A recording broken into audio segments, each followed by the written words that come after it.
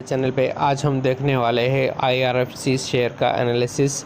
अगर IRFC की बात करें तो आज के दिन की इसकी ओपनिंग होती है 161 रुपीज़ पे और फिर ये अराउंड 163 पे जाता है। उसके बाद में कंटिन्यूस इसमें गिरावट रहती है और दिन ख़त्म होते होते ये 158.99 पे ख़त्म होता है। आज के दिन में देखें तो 1% से के करीब गिरा। वहीं पे 5 दिन की बात करें तो 5 दिन पहले 164 पे था और पिछले 5 दिन में ये 3.25% से ज़्यादा गिर चुका है। और पिछले 1 महीने की बात करें तो 1 महीने पहले 180 के भाव पे था, तो 1 महीने में ये कुछ पौने 12% के आसपास गिरा है। और पिछले 6 महीने का परफॉर्मेंस देखें तो 6 महीने पहले 134 के भाव पे था।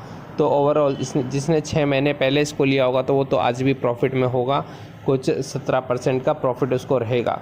लेकिन बीच में जब ये बजट आया था तब ये 2016 के आसपास जाने लग गया था, तो वहाँ पे किसी ने बाई किया था तो वो तो अभी लॉस में रहेगा।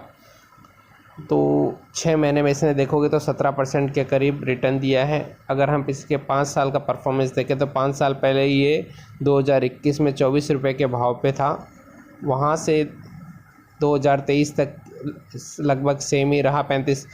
2023 के बाद में इसमें ज़बरदस्त उछाल देखने को मिला और वहाँ से ये इसने देखोगे तो अपर सर्किटर ये सब लगे थे और हाईएस्ट इसका 216 हुआ है, जो कि ये टाइम जो बजट आया था उसके समय। अभी फ़िलहाल के टाइम पे तो इसमें कुछ ऐसा दिख नहीं रहा है कि कुछ मोमेंटम, ये वैसे देखें तो मोमेंटम वाला स्टॉक है। इसमें अभी फ़िलहाल तो वेट ही करना पड़ेगा कि ये जो नेक्स्ट बजट आएगा उसके आसपास में ये मोमेंटम दिखाने को शुरू करेगा। जिस किसी के पास भी शेयर है उसे फ़िलहाल तो होल्ड कर लीजिए। ये जनवरी में आपको ये जो भी अगर आपका लॉस कुछ है तो ये आपको रिकवर जनवरी के मंथ में करा देगा जब ये न्यू बजट आएगा। अभी हम इसका उच्च और फंडामेंटल्स देखते हैं।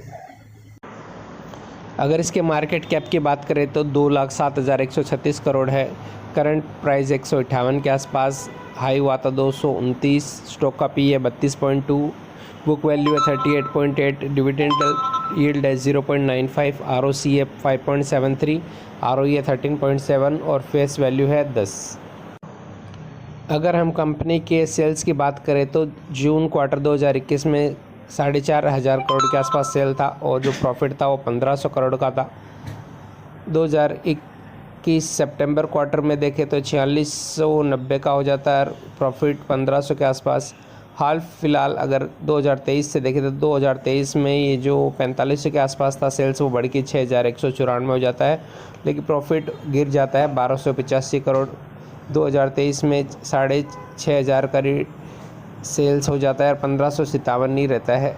और 2024 मार्च में देखोगे तो 6,474 रहता है और 1,717 करोड़ का नेट प्रॉफिट रहता है। और जून में 6,766 करोड़ का सेल्स होता है, 1,500 सेल्स देखोगे तो ऑलमोस्ट कांस्टेंट ही है, 1,500 के आसपास रह रहा है। अर्निंग पर शेयर भी कंपनी का 1.25 रुपये के आसपास ही है। अगर ईयर ऑन ईयर परफॉर्मेंस देखें तो 2013 में 5,500 करोड़ के आसपास का सेल्स और नेट प्रॉफिट 522 करोड़ का था। 2016 में देखोगे तो 7,500 करोड़ का हो जाता है सेल्स और जो आप अगर देखोगे नेट प्रॉफिट 850 के करीब।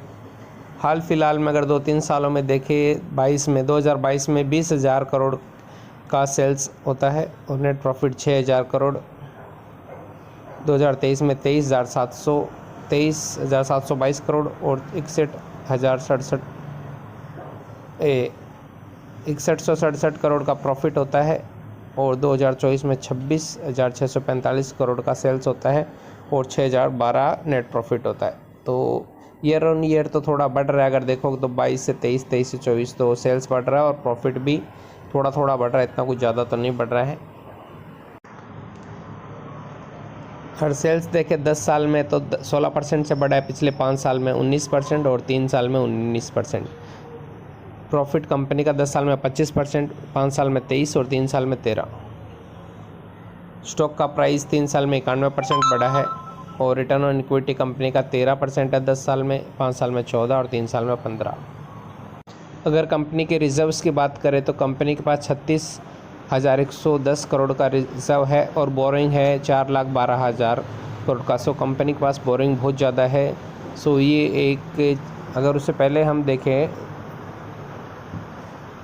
2013 में कंपनी के पास 4,000 का रिजर्व था लेकिन बोरिंग थी 58,753 करोड़ का।